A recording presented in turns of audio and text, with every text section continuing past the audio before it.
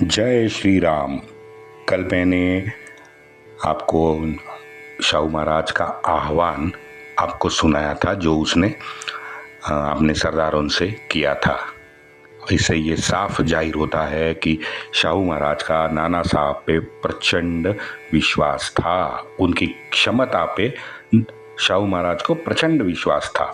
और भी एक कारण था, क्योंकि बचपन से नाना साहब चिमाजी अप्पा के साथ सातारा दरबार में जाते आते रहे हैं, दरबार में बैठे हैं। उसका कामकाज उन्होंने बहुत समय तक देखा है और इन सब का फायदा पेशवा होने के बाद नाना साहब को मिला। उनकी प्रशासन क्षमता है, ये प्रशासन क्षमता निश्चित तौर पे बाजीराव से काफ़ी अच्छी रही है। धैर्यता के साथ निर्णय लेने की ये जो नाना की क्षमता थी, या फिर उनके जो दूरदर्शी विचारों में वृद्धि हुई है, ये सातारा में दरबार में समय गुजारने से ही हुई है। ये साफ हमें दिखता है। बाजीराव तो जन्म था क्षत्रिय था। अपने पिता के साथ हमेशा किसी न किसी अभियान में वो जुड़ा रहा है। तो प्रशासन, महसूल, राजनीति, इन सब से वो कोसों दूर था। ये भी बात सच है कि उस समय की मांग भी यही थी कि बाजीराव केवल और केवल 25 साल फौजी बना रहा। नाना साहब का दौर अलग था। अब 1740 के बाद मराठा प्रशासन में कुछ स्थिरता निश्चित तौर पे आई थी। नाना साहब ने फिर शाहू महाराज की अनुमति लेके अपना पहला अभियान उत्तर में करने का फैसला ले लिया। उसके कारण थे, एक तो उन्होंने उत्तर हिंदुस्तान देखा नहीं था और वहाँ के परिस्थिति का पुणे में बैठ के आकलन करना असंभव था। चौथ का विषय भी गंभीर हो चुका था। पंजाब और राजपूताना में राजाओं में मराठाओं के प्रति बड़ी नाराजी थी। शिंदे, होलकर और पवार, इन लोगों से जो जीएसटी कलेक्शन में 22.5 और धार के पवार को 9%, ये जो करार हुआ था वो अभी सिर्फ कागज पे ही था। धरातल पर कोई हिसाब किताब कोई रखा नहीं गया था। वहाँ नीचे भाग्यनगर में बाजीराव के मरने के बाद निजाम की वो जो छल कपट वाली वृत्ति है, वो अब काफ़ी बढ़ चुकी थी। और सबसे महत्वपूर्ण, दिल्ली अभियान में जो मालवा और दक्कन के 6 सूबों की मंजूरी थी, उस कागज पे बादशाह की अभी तक मोहर नहीं लगी थी। तो वो बादशाह की मोहर लगी सनद अभी नाना के हाथ आनी बाकी थी। 14 जनवरी 1741 को आदरणीय ब्रह्मेंद्र स्वामी को एक नाना ने पत्र लिखा है। उसमें उसकी जो राजनीतिक सोच है उसकी झलक दिखती है। नाना ने लिखा कि तीर्थरूप अप्पानी कैलासवास केला हे वर्तमान आपके समक्ष है। अप्पा यानी चिमाजी अप्पा। तीर्थरूप अप्पांनी कैलासवास केला हे वर्तमान आपल्या समक्ष आहे। निश्चित आघात हुआ है। तीर्थरूप रावांनी कैलासवास करने के मात्र 8 महीनों में श्री ने हम पे ये प्रसंग लाया है। श्री के इच्छा के आगे किसी की नहीं चलती, कोई उपाय नहीं चलता, लेकिन हमें ये विश्वास है कि उन्हीं श्री के कृपा से आगे हमारा कल्याण होगा। आखिर में नाना लिखते हैं, निजाम और नासिर, इन दोनों में कलह निर्माण हुआ है। हमने निजाम की सहायता करने का मन बनाया है। निजाम की सहायता करके नासिर को फकीर बनाने का काम हमने किया। ये जो निर्णय लेने की क्षमता है ना, ये नाना की गजब की है। 7 जनवरी से 13 जनवरी तक मित्रों, एदलाबाद में निजाम प्रत्यक्ष नाना से एदलाबाद में मिला है।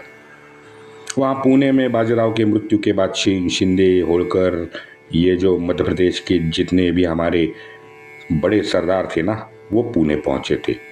मल्हारबा तो रामचंद्र मल्हार को भी साथ लाए थे। 7 जुलाई 1740 से बुंदेलखंड में जो लड़ाई लड़ रहे थे पिलाजी राव जाधव, वो भी पुणे पहुंचे थे। इन सारे बड़े सरदारों के मन में कहीं ना कहीं कुछ आशंका थी कि भाई बाजीराव के मरने के बाद यहाँ कुछ न कुछ हो न जाए, और अगर हुआ तो हम नाना का पक्ष पुरजोर तरीके से दरबार में उठाएंगे, इसलिए ये पहुंचे थे। बाजीराव का व्यक्तिशाह स्नेह भी इनसे ज्यादा था, क्योंकि ये लोग ये भी जानते थे कि कोल्हापुर वाला संभाजी अभी भी सक्रिय था। दूसरा, नागपुर में रघुजी भोसले का जो बाबूराव नाइक वाला खेल है वो भी चल रहा था, तो उसका भी पता इन लोगों को चला था। ये सारे प्रमुख सरदार पुणे में पेशवा परिवार से मिले और वहां से सातारा शाहू से मिले। उसके बाद 2 दिन तक शाहू ने इनसे चर्चा की है, लेकिन इतिहास को नहीं पता कि उनमें क्या चर्चा हुई, क्योंकि शाहू के रोजनीशी में इसके बारे में कुछ लिखा नहीं है। तो हम ये नहीं जानते कि उनमें चर्चा क्या हो गई, लेकिन 2 दिन तक चल रही थी। वहाँ निजाम ने बाजीराव के साथ भोपाल में जो संधि पे हस्ताक्षर किए थे ना, उसमें जो कलम था माड़वा को हस्तांतरण, तो माड़वा हस्तांतरण में फिर एक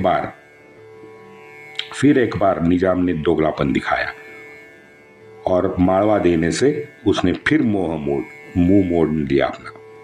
इनफैक्ट इस बार उसने एक कदम निजाम आगे बढ़ा है। निजाम ने क्या किया, वहां दिल्ली में बादशाह के पांव पे आ गया, अजीमुल्ला को सूबेदारी दिलवाई माड़वा की, उसको बादशाह के मोहर के साथ कागज भी थमा दिया।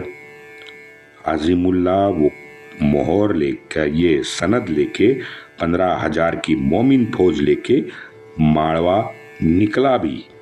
और ये बात महादेव भट्ट हिंगणे ने जब पत्र में मल्हारबा को बता दी, तो मल्हारबा का उसका उत्तर बड़ा तीखा है।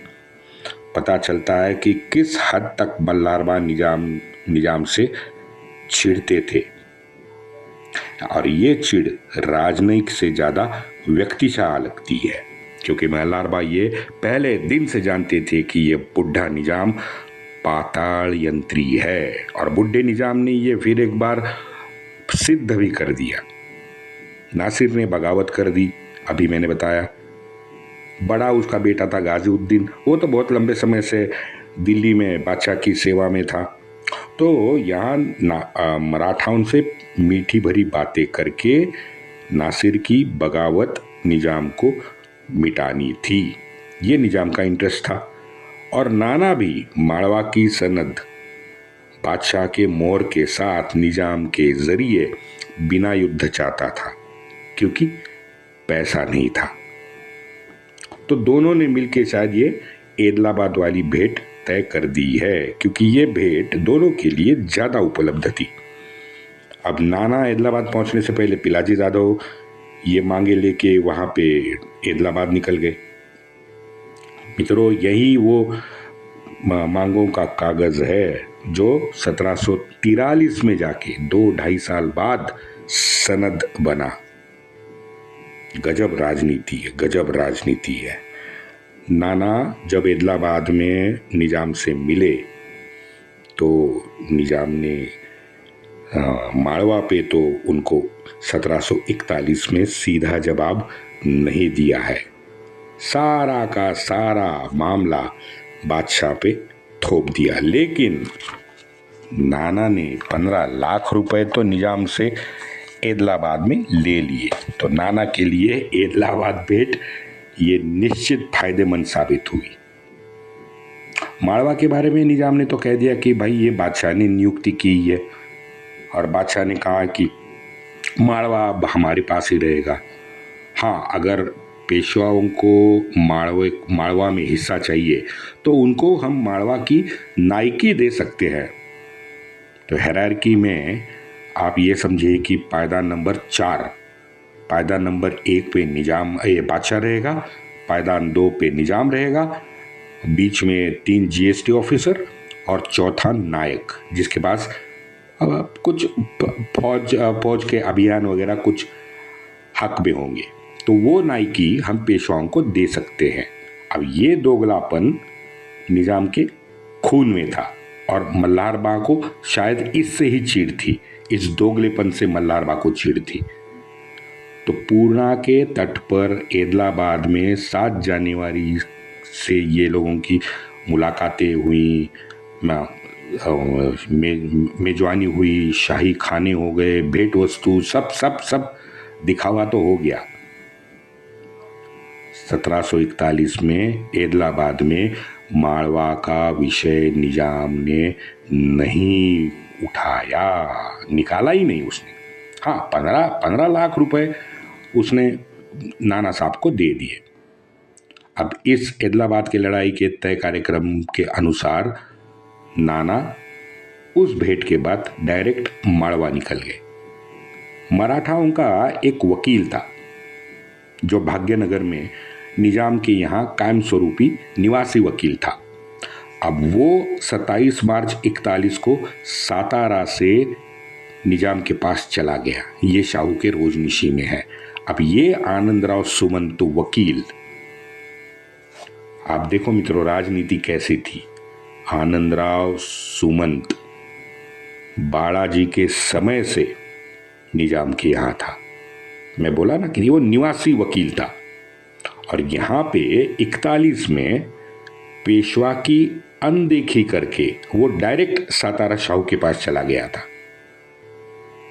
ऐसा लगता है कि जाति तौर पे शाहू और निजाम इन दोनों में कुछ चल रहा था और वो भी पेशवों को बताए बिना। ऐसी आशंका इन पत्रों से आती है, रोजनिशी पढ़ के आती है, पता नहीं लेकिन उन्होंने एग्जैक्टली इन शाहू और निजाम में क्या हुआ ये आज तक किसी को पता नहीं चला। लेकिन नाना के पहुंचने से पहले, नाना के माड़वा के पहुंचने से पहले 5 जनवरी 41 को मल्हार बा ने धार का किला फिर जीत लिया था। 27 जनवरी को या हमारे गुजरात के कदम बांडे जी ने नेमाड़ भी जीत लिया। 2 महीने लड़ाई करके आवाजी कौड़े ने 8 मार्च को देवरी भी जीत लिया था।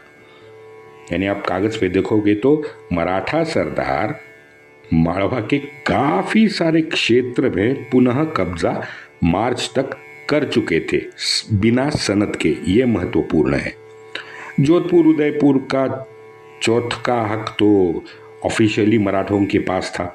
मोहर भी थी, पंजाब का भी चौथ का हक मराठाओं के पास था। जीएसटी कलेक्शन का हक था, मोहर भी थी, अंबर की भी थी। लेकिन अंबर में थे सवाई जी और बाजीराव और सवाई जी में अच्छी मित्रता थी। एक नज़र से देखा जाए तो अंबर राज्य यानी जयपुर राज्य तो मित्र पक्ष ही था। यहाँ की सारी वसूली बाजीराव के निधन के बाद मल्हार बा के हाथ में थी। 16 फरवरी नाना का हिंगणे वकील को एक लिखा पत्र है। ये हिंगणे वकील सवाई के दरबार में बैठता था जयपुर में। मराठाओं का वकील था लेकिन बैठता था सवाई के दरबार में जयपुर में। तो नाना ने इसको पत्र लिखा है। नाना ने कहा कि मल्हार बा अब परेशान नहीं करेंगे। नाना ने शब्द का उपयोग किया है, उपद्रव नहीं करेंगे। तो इसका सीधा मतलब है मल्हार बा वहाँ पे जीएसटी कलेक्शन करने वहाँ राजपूताना में जाते थे, राजपूत राजाओं को परेशान भी करते थे। इसलिए नाना ने लिखा कि मल्हार बा उपद्रव नहीं करेंगे। लेकिन आगे ये भी कहते कि हमें सवाई जी पर पूरा भरोसा है, हमें सवाई जी कर्ज मुक्त करने में मदद करेंगे, ऐसी हमें आशा है। दिल्ली से जो भी मिलेगा वो लेने की आप जरूर कोशिश करें। और ये सब जो मिलेगा ये हम तक जरूर पहुंचाए। सीधी बात है मित्रों, पैसों के विषय में बात हो रही है और मल्हार बा राजपूताना में जाके जीएसटी कलेक्शन का उनका जो तरीका है उससे शायद नाना भी नाराज था, क्योंकि नाना जानता था कि उनके तरीके से पूरे राजपूताना में मराठाओं के विरुद्ध एक लहर उठ सकती है, जो बाद में उठी। आगे फिर 11 मई को प्रत्यक्ष सवाई जी और नाना ये दोनों धवलपुर में मिले हैं। हालांकि इस भेंट की निष्पत्ति जो है वो कुछ नहीं हो पाई। जून 41 में शिंदे होलकर से फिर एक बार मिलके उनसे चर्चा करके नाना पुणे पहुंचे हैं। ये था नाना का पहला दिल्ली अभियान। वंदे मातरम।